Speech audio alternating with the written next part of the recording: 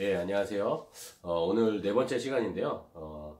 세 번째 강의에 이어서 네 번째 오늘의 주제는 흔들기, 비비기, 진동이라는 주제로 얘기를 해보려고 해요. 흔들기, 비비기, 진동이라는 우리가 타일을 붙일 때 흔들고 비비고 진동을 줘서 밥을 퍼뜨리고 압착시켜서 타일을 붙이는데 떠붙임을 하는데 그거를 어떻게 풀어서 설명할 거냐면 말하는 사람의 어휘의 차이가 받아들이는 사람으로 하여금 동작의 차이를 가져온다 라는 주제로 설명을 드릴 거예요. 흔히 우리가 뭐 명령을 하거나 심부름을 할 때 굉장히 좀 딱딱한 말투, 기분 안 좋은 말투로 얘기할 때 우리는 흔히 빨리빨리 안 움직이고 걸어가죠. 걸어가서 딴청을 하죠. 좋게 부탁하고 기분 좋은 말로 하고 칭찬을 해주면 막 뛰어가죠. 어떨 때 막 뛰어갑니다. 그런 동작의 차이를 가져올 수가 있어요. 그래서 전 시간에 빠른 고대질의 동작이 어떤 결과를 가져오는가에서도 설명과 이어지는 그런 얘기일 수도 있어요. 네, 빠르고 정확한 동작 속에 고대질과 뭐 이어지는 동작이 있듯이 흔들기, 비비기, 진동도 붙이기 위한 고대질에 이어서 내가 붙이기 위한 동작이기 때문에 전 시간에 말씀드렸었죠. 빠르고 정확한 고대질, 첫 번째 고대질을 하면서 이게 타일이라고 가정하시면 첫 번째 고대질에 의해서 밥을 뜨고 그 밥이 수분이 이 타일로 빨려 들어가죠. 두 번째, 세 번째, 네 번째 타일이 빨려 들어가죠. 이게 느리게 되면 어떤 현상이 벌어지는지, 밥에 수분이 일정치 않고 느리게 이쪽부터 이쪽까지 20초의 시간이 걸린다고 가정했을 때 밥에 수분이 일정치 않으니까 비비고 흔들고 진동을 줄 때 상대적으로 딱딱하게 물이 많이 빠져 있는 밥과 맨 마지막에 떠 있는 수분이 충분한 밥은 윤활유 역할을 하기 때문에, 수분 자체가 윤활유 역할을 하기 때문에 상당히 부드럽겠죠. 오른쪽은. 왼쪽은 상대적으로 뻑뻑하고 들어가질 않고 밀려 들어가질 않고 압착이 안 되겠죠. 그런 차이도 설명을 해드렸어요. 그것과 이어서 설명을 해드릴게요. 자, 비비기라고 하면 저희가 보통 생각할 때 오류를 가져올 수 있어요. 처음에 붙일 때 비비기를 들으면 야 비벼, 떠서 비벼, 흔들어, 떠서 비벼 라고 할 때 오류를 가져올 수 있는 게 뭐냐면 가뜩이나 긴장을 합니다. 저희가 비빌 때, 흔들 때 긴장을 해요. 익숙치 않다 보니까 굉장히 부자연스러운 동작으로 떠서 가져가는 것도 힘든데 거기서 어떻게 비벼야 되나, 어디 포인트에서 어떻게 비벼야 되는지 모르는 뒷 공정을 다 뛰어넘어간 채 비비기를 먼저 합니다. 그러면 어떤 상황이 벌어지냐면, 비비기라는 걸 우리가 흔히 생각할 때 비비기는 마찰의 의미로 많이 생각을 하죠. 마찰, 사포, 뭐 목재 연마를 할 때 사포 같은 거 갖다 비벼, 사포로 비벼서 부드럽게 연마를 해라는 상상을 많이 해요. 근데 그래서 저희가 타일을 놓고 비빌 때 비빈다는 의미가 아니라 저는 처음에 어떤 표현을 쓰냐면요, 흔들어 보라는 얘기를 많이 써요. 흔들어 보라는 표현, 흔들기. 예를 들어 여기 그림이 있는데요. 제가 설명해 드릴게요. 이게 중요한 건 아닙니다. 자, 쟁반이 있고 그 위에 유리컵을 거꾸로 엎어놔요. 그 위에 계란을 넣는다고 쳐봐요. 계란을 상상, 계란이 있어요. 그 위에 계란 꼭대기에 그거를 살살살살 떨어지지 않게 흔든다는 느낌. 양쪽으로 파지를 하고 흔든다는 느낌. 타일도 마찬가지로 흔든다는 느낌. 이 위에 유리컵이 있고 그 위에 계란이 있다 생각하고 살살살살 흔든다는 느낌. 비비는 게 아니라 흔든다는 느낌을 처음에 많이 가져가게끔 해요. 그걸 많이 연습시키죠, 처음에. 왜냐하면 처음부터 비비라고 하면 힘을 줘서 마찰을 일으켜 비벼야 되는 줄 알고 하시는 분들이 많아요. 그게 습관이 되고 매일매일 반복되다 보면 나쁜 습관이 들어버리죠. 그러고 외적 품질, 그 줄눈이라 면 맞추는 그 품질 뽑는 데 있어서 굉장히 또 비비기 하나만 이해를 하고 하면 굉장히 오랜 시간이 걸릴 수 있고, 방금 말씀드렸지, 나쁜 버릇이 될 수 있어요.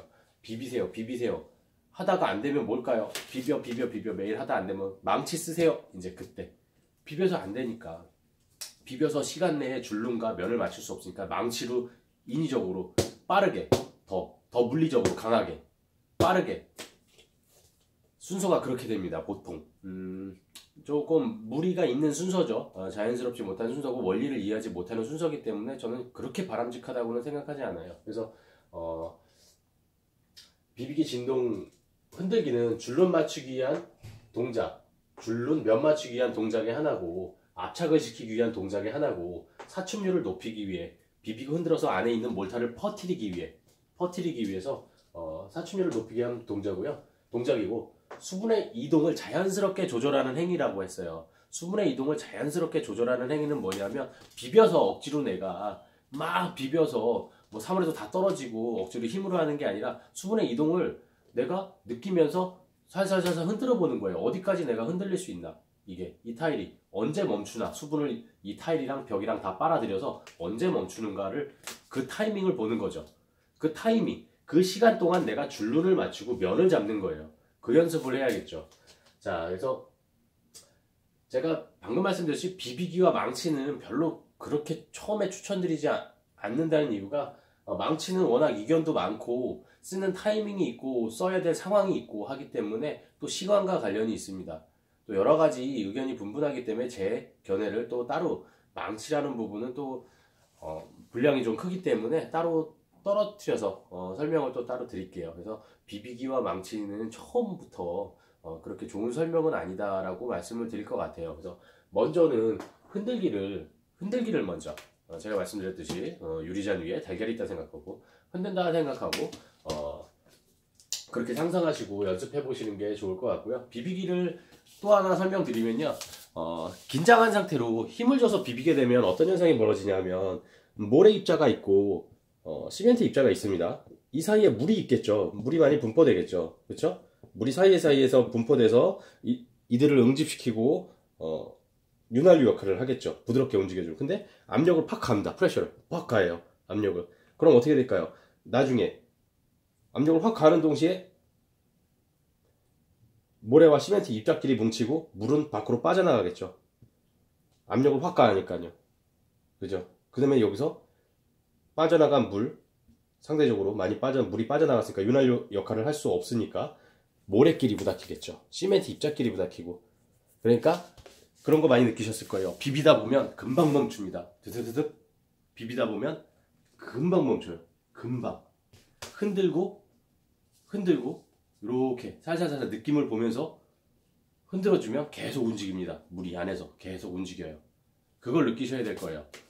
비비다 보면 압력이 가해지면 물이 밖으로 빠져나오면서 마찰을 일으킵니다. 마찰, 모래끼리. 그거 굉장히 많이 느끼실 거예요. 그것도 한번 많이 느껴보세요. 비교를 해보시고, 처음에 내가 떠붙임을 어떻게, 이 3홀에 몰탈을 어떻게 컨트롤 해야 될 것인가, 이 몰탈 속에 물을 이해하고 어떻게 컨트롤 할 것인가를 굉장히 비교해서 내가 실험을 해볼 수 있는 그런 부분이에요.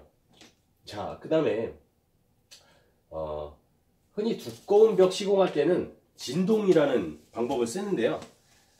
진동이라는 거는 어떻게 느끼세요? 진동이라는 것, 그렇죠? 우리 바이브레이터 다다다다다다 그냥 제자리에서 좀 떨리는 정도입니다. 두꺼운 벽의 경우는 몰타를 많이 떠야 되기 때문에 함부로 흔들고 비빌 수가 없어요. 그러면 우르르 떨어집니다. 몰탈이 너무 두껍기 때문에. 아니면 두꺼운 많은 몰탈 속에 함유한 수분이 비비고 흔들면서 쫙쫙 퍼지죠. 쫙쫙 퍼져서 쑥 밀려 들어갑니다. 아무리 충분한 몰탈을 떴다고 해도 4전이나 4cm나 5cm 정도의 벽을 시공하는 데 있어서는 굉장히 많은 몰탈을 뜨고, 진동, 상대적으로 많이 흔들어주는 게 아니라 진동에 의해서 살살살살 퍼지게 살살 수분이 충분하기 때문에 시간차를 두고 천천히 퍼지게끔 진동을 주는 그런 방법도 많이 쓰고 있어요. 그래서 제가 흔들기, 진동, 비비기의 파동을 이쪽에 그려놨는데요. 자, 비비기의 파동이라고 치면 느낌이 어느 느낌이냐면, 비비기의 파동, 그 다음에 흔들기의 파동은 이런 느낌. 흔들기, 힘을 빼고 흔들기의 파동. 그 다음에 진동은, 그렇죠, 이런 느낌 가서 손만 떨면서 이런 파동의 느낌을 갖고, 비비기, 흔들기, 진동이라는, 이 외에도 많겠죠. 실전으로 들어가면 이 외에도 뭐 쓰는 방법이 많겠지만, 기본적으로 이런 느낌을 가지고 타일을 컨트롤 하시다 보면 조금 좀 많이 도움이 되실 거예요. 자, 여기서 입문 시기에 컨트롤이 힘들죠. 비비기는 굉장히 오류가 있을 수 있어요. 내 머리로 들어오면 똑같은 설명입니다.